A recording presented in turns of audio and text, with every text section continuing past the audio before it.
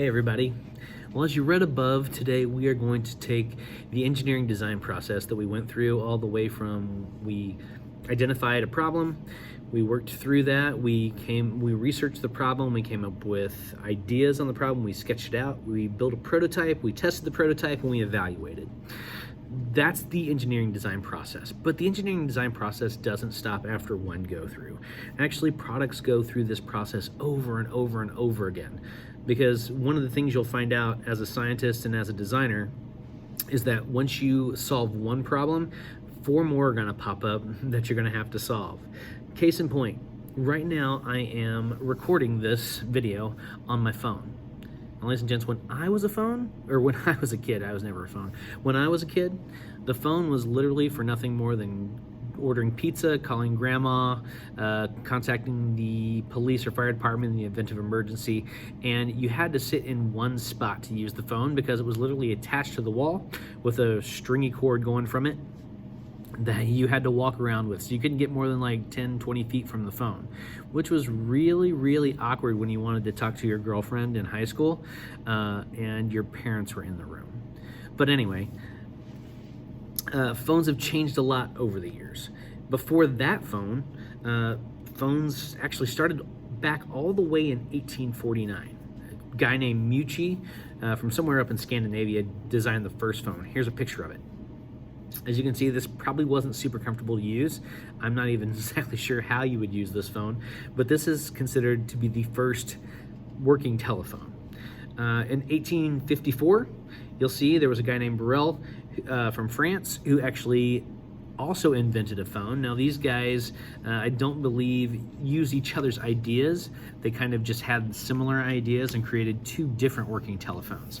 But then in 1876, phones took a huge step forward. Here in the United States, a guy named Alexander Graham Bell designed a telephone. And not only did he design the phone, he had the foresight to design infrastructure to connect those phones all over the state that he was in, city and state he was in first, and then the country, and then, well, actually all over the world, even running telephone lines in between continents under the ocean. So Alexander Graham Bell is considered kind of the father of the telephone, and it's more because he created the ones that we think of and that we use. Everything that we use kind of came from his idea of the telephone.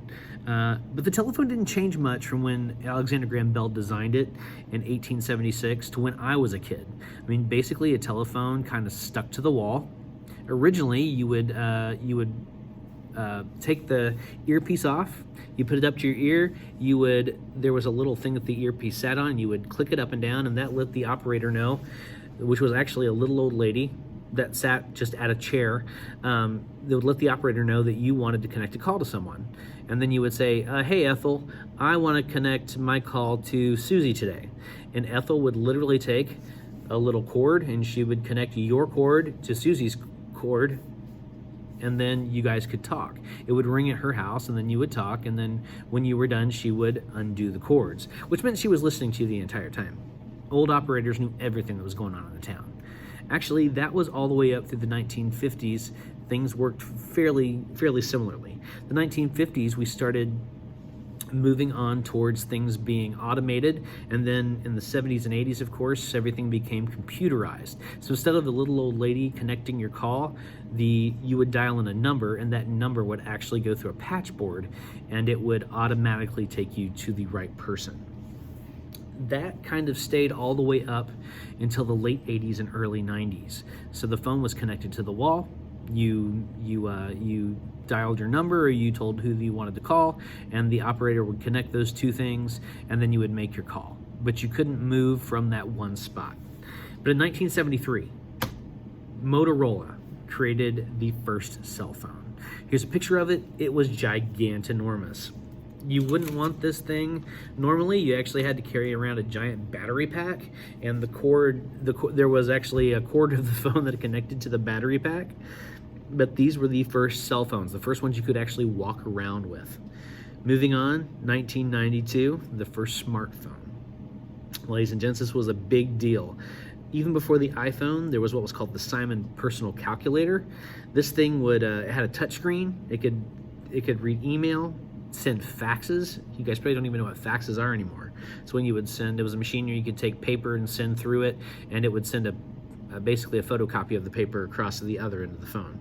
A thing called Pages, which was kind of like a Word document, and then it had an address book and a calculator and a calendar.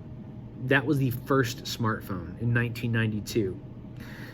So cell phones are getting smaller at that point, all the way up until 2007. Now this is the cell phone that you probably think of today. This is when the first iPhone came out in 2007. But even the iPhone itself, that first iPhone couldn't do anything much other than it didn't have a camera to take pictures. You could make calls, you could play your iPod on it, you could do some small things like that, but it was not the kind of smartphone that we think of today. It also only had a maximum of 16 gigs of memory. Ladies and gents, today, 256 and upwards to over 300 gigabytes of data can be stored on your phone, which is approximately 20 times more than the original iPhone. Also in the original iPhone, there was no camera, of course, and now we have high definition cameras.